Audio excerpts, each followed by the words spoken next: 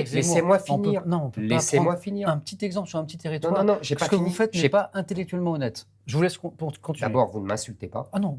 Vous ne dites pas que Chetosi n'est pas honnête. Je dis que prendre un exemple aussi localisé je que vais celui-ci... je le prends et vous allez voir ce que je vais en faire. Je vous écoute. Bon, si vous me laissez finir ma phrase, Bien vous sûr. verrez.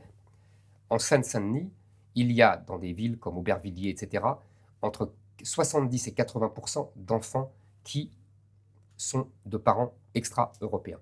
Ça s'appelle le grand remplacement. Maintenant, vous avez tout à fait On parle raison. de micro-quartier. Non, pas du tout micro, pas du tout micro. Les banlieues comme la Seine-Saint-Denis, il y en a des dizaines dans toute la France.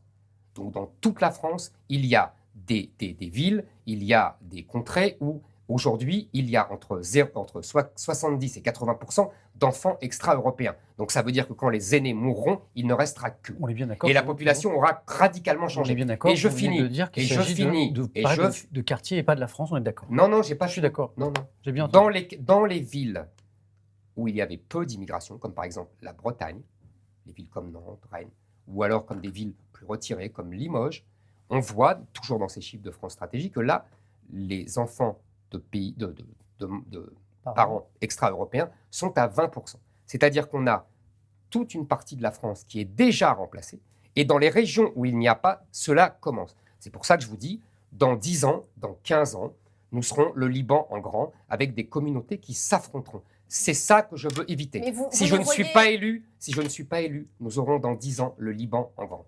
L'immigration, pour vous, n'a aucune vertu. Elle peut en avoir. On peut s'enrichir aussi les uns des autres. Économiquement, culturellement. L'immigration a été une grande chance pour la France quand les immigrés étaient italiens, espagnols, polonais, maghrébins, kabyles dans les années 60-70, et quand ils s'assimilaient.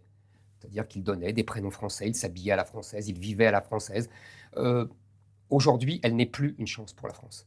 Elle est une catastrophe pour la France. Quand vous avez vu le reportage sur M6, vos confrères de Roubaix, à la ville de Roubaix, avec, excusez-moi, des boutiques de poupées sans visage, parce que le prophète interdit de représenter les visages, avec des restaurants où madame, des femmes doivent rentrer dans des box pour pouvoir manger en enlevant le voile, ça, c'est Roubaix aujourd'hui. C'est-à-dire l'Afghanistan à 2 heures de Paris. Vous voyez, ce n'est pas la Seine-Saint-Denis.